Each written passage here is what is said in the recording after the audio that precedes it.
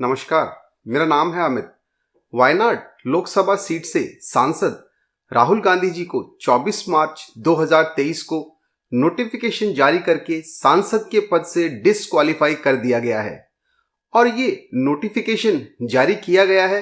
भारतीय संविधान के आर्टिकल 102 के सब क्लॉज 1 सब क्लॉज ई के अंतर्गत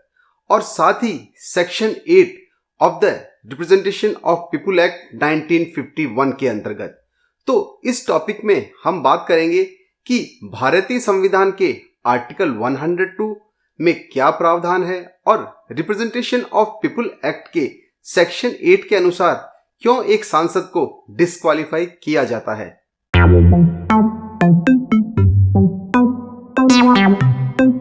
भारत के संविधान का चैप्टर 2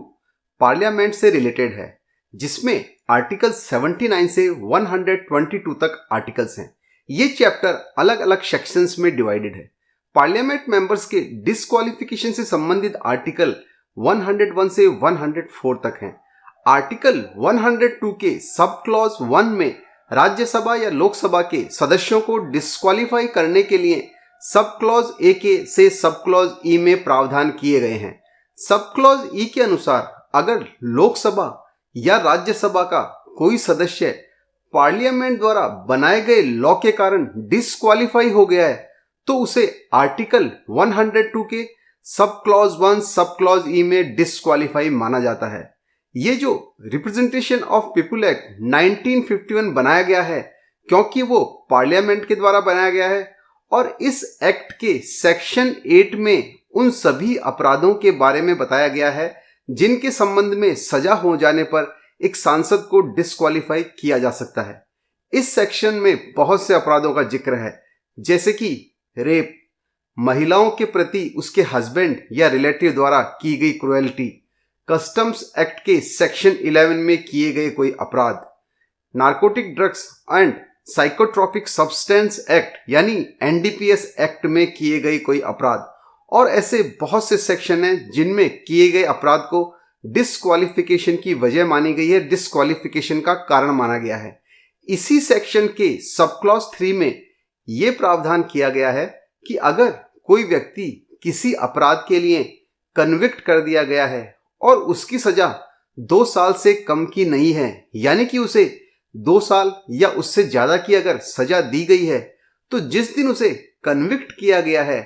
उस डेट से उस मेंबर को डिस्क्वालीफाई माना जाएगा और ये डिस्क्वालिफिकेशन जिस दिन रिलीज किया जाता है तब से लेकर आगे आने वाले 6 साल तक और लागू रहता है।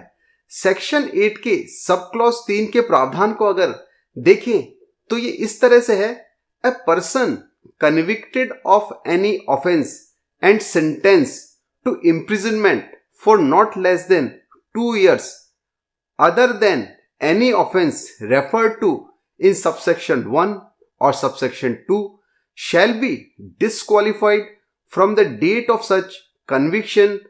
and shall continue to be disqualified for a further period of 6 years since his release। Wayanad सांसद को डिफेमेशन केस में 2 साल की सजा और जुर्माना किया गया था। इसी कारण article 102(1) sub clause E of the constitution of India